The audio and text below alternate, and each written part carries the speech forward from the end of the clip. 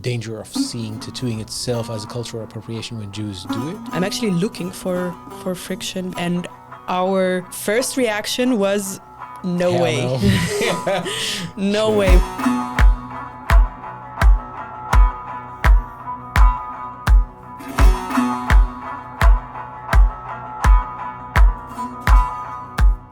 Hi, Gabi. How are you? I'm fine. Actually, it's a nice morning. Yes, it's a nice morning, no? Mhm. I opened the news today, and there was no news of any attacks on Jews. Maybe that's why I felt it's a nice morning. Still can change, though, no? Things develop. Let's hope that it will. Yeah, the At news least today. tend to change No, that's true. as the day progresses. Absolutely. I would like to talk to you today about a text you've written Yes. about language and ethics and the work we do here at Hebrew Tattoos. We create Hebrew calligraphy tattoos for Jews for years, for 20 years. And I wonder what that has to do with ethics at all. Okay. So, as I see it, we find ourselves in a sort of junction between, people, stories, body, and also ethical questions, just because of the text that we use, and we deal with stories, with people's stories.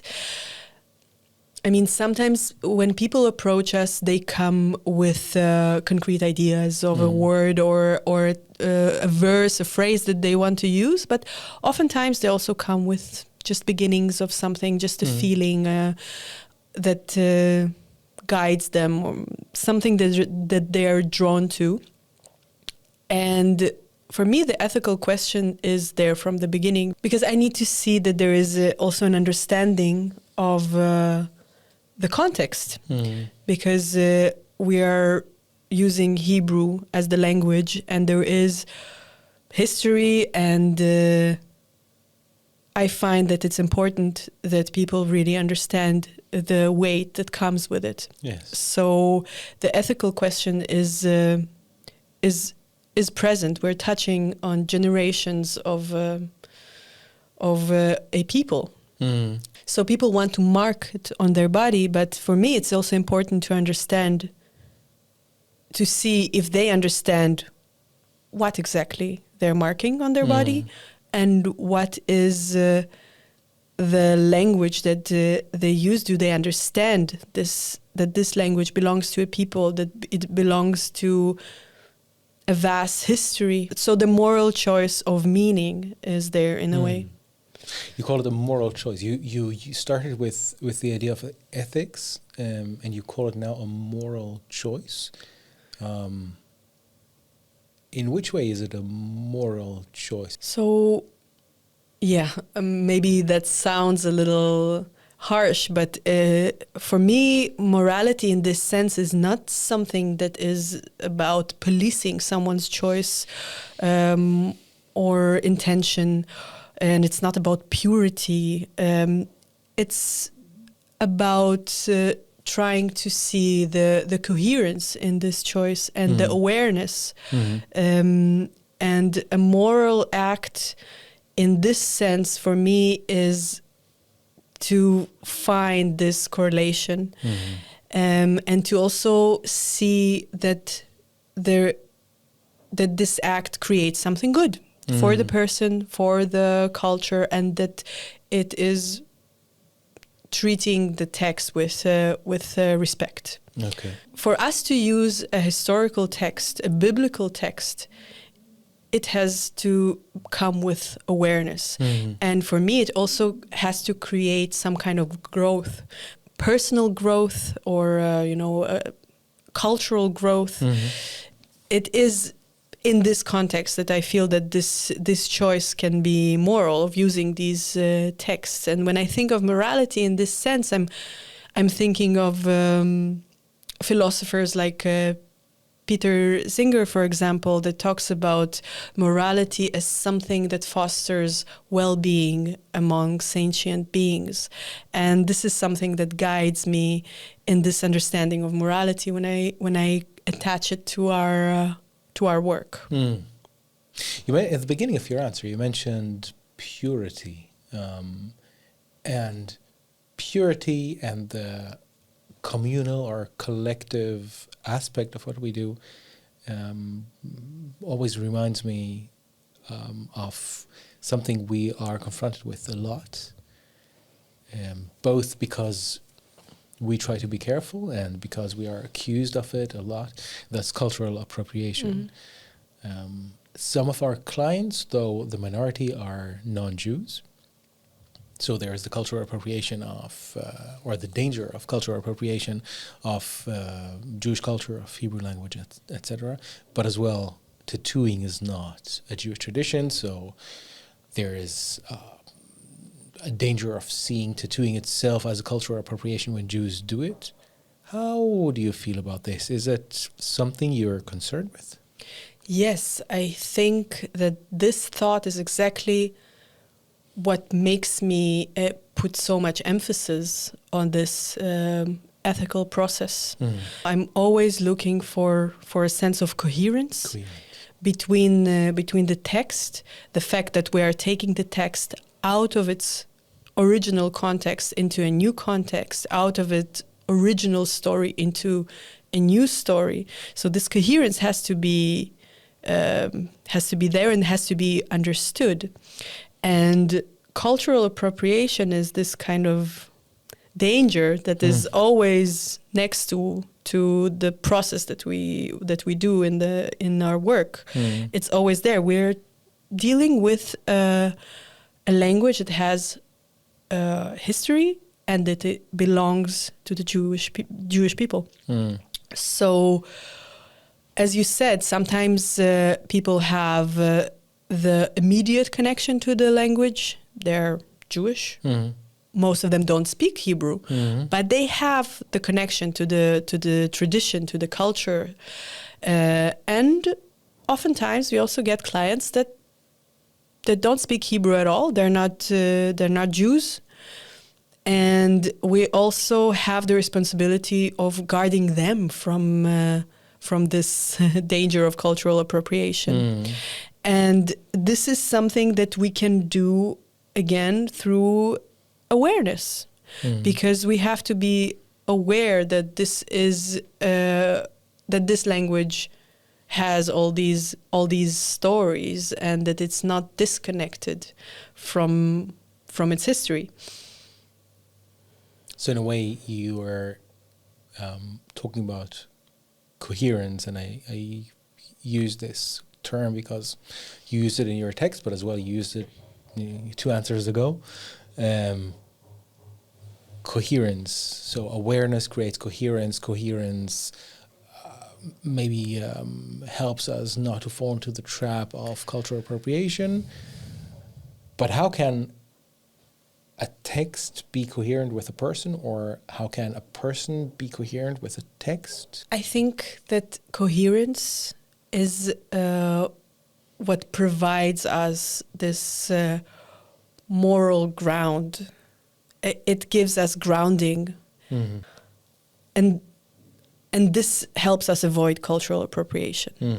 So the key is coherence, and it is coherence between a story, a text, and also history. So when I'm listening to people, I'm listening for a relationship. I want to hear if they really understand, if they have this genuine connection.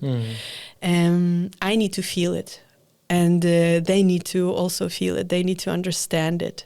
I think that the fact that there is Jewish memory attached to this text has to be clear also for people that don't come from this tradition. And also with Jews, I'm never listening for some religious, pure religious connection. That's not where I'm at all. But it has to have this kind of soul connection and soul understanding. And then you can explain anything. And when you can explain it, and explain it not even in a verbal sense, but you feel there is this understanding, there is this awareness and coherence again. And then cultural appropriation, for example, is not even in question, because I can always ground it in something that is valid, which is this link between a story and a text and a person. And hence doesn't come across as disrespectful? Is this where you're aiming at?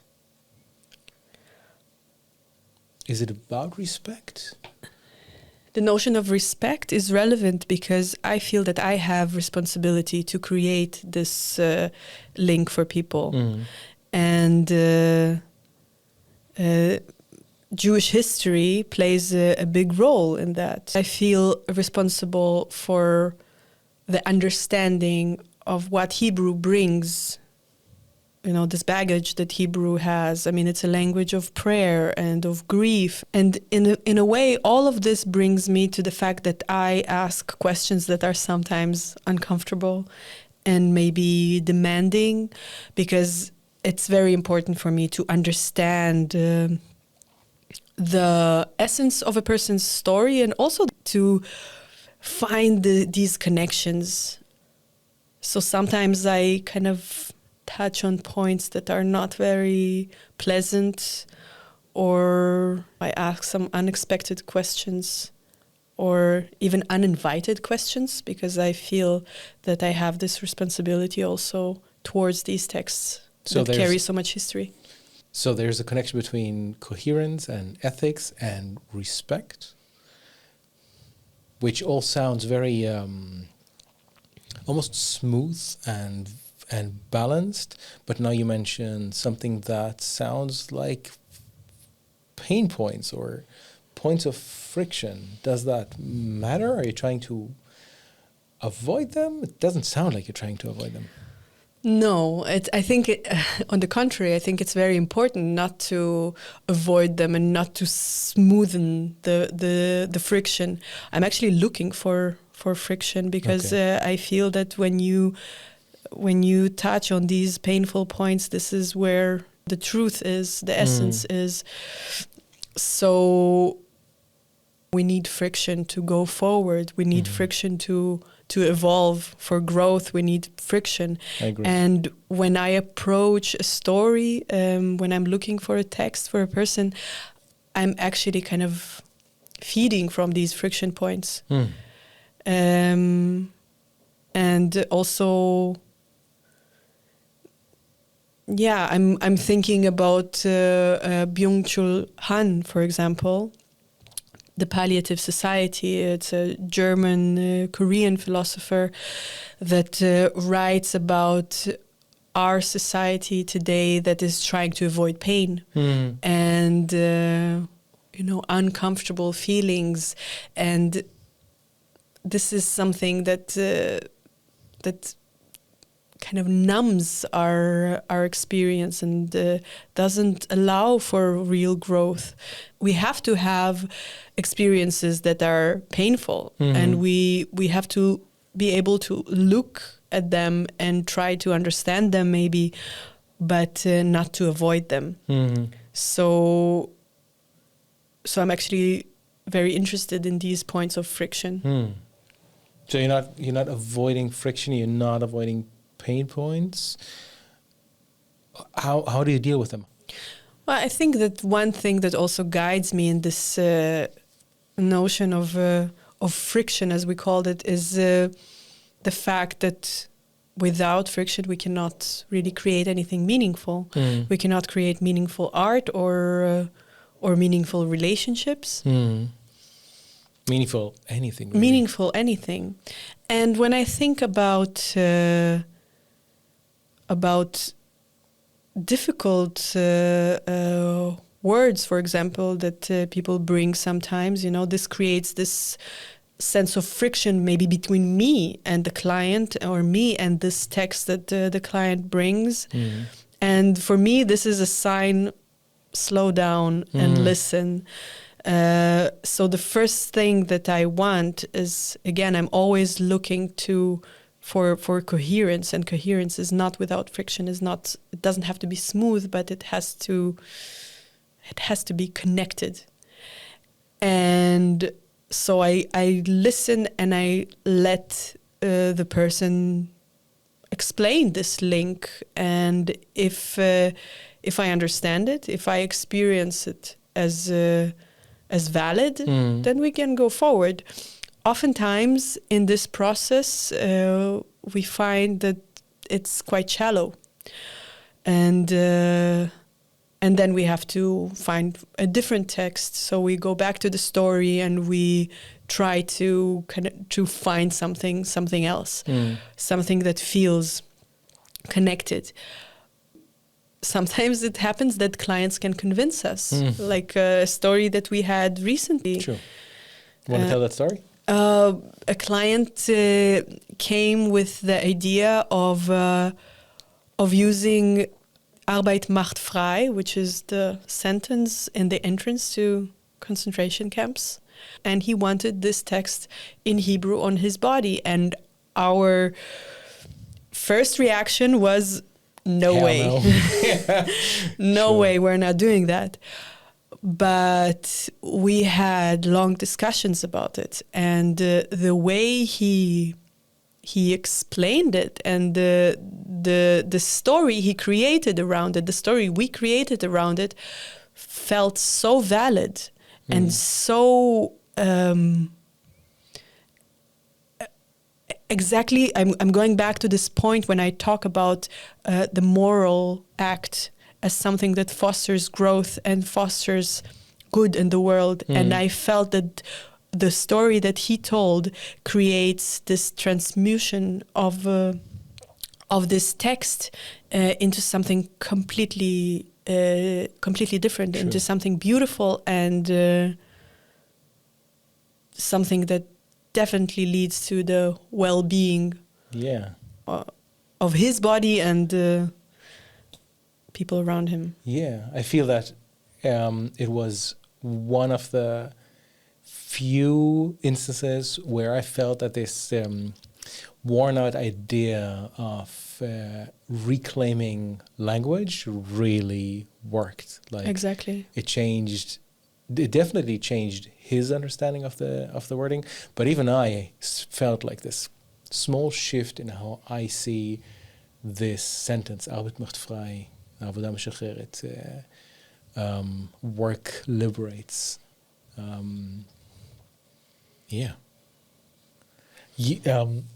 I heard you talk about Byung-Chul Han and palliative society, and I feel that this idea of we're avoiding pain points, we're avoiding friction, and we hence avoid moving forward, avoid developing is tied both on the micro and on the macro level of what we do. In his book, he mentions how we edit our culture in a way that avoids friction, that avoids pain points, and we do it not only on the media level, like the culture we create right now, but we retroactively edit the culture of our past. I think he gives a few examples. The example I remember right now is Huckleberry Finn being edited in a way that eliminates the word nigger. And so we read a book that doesn't contain the gap between 100 years ago or 150 years ago when it was written and now. So it doesn't include the development. It doesn't include the way culture develops and improves and grows, and it hence creates an ahistoric feeling and takes away the understanding of our growth in the past, but as well the tools of growth to the future. It creates a language that is stale, that is stagnant. I feel language is one of those spaces within which our work, but especially your work, creates that forwards growth as well, at least the potential for it, because we're dealing with ancient texts. Mm-hmm. We don't edit them, we don't change them, but we change their context, we change the way we relate to them. No?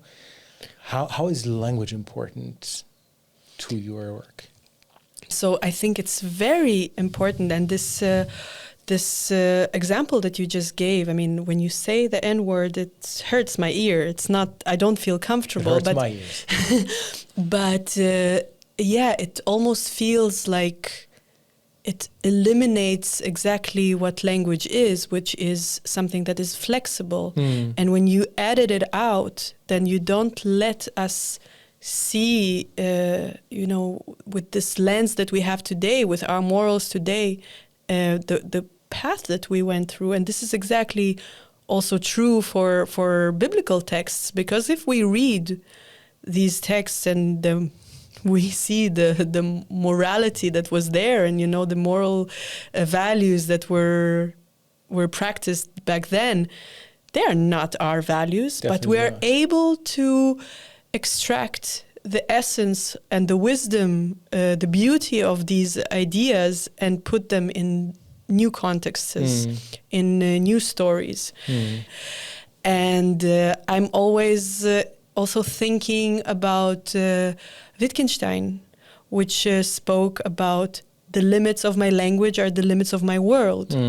So language is not neutral, but language is also something that it came from somewhere, and we don't want to deny the context of the language, but we want to use it in a different one. And I feel that this is something that expands our worldview and expands our understanding of the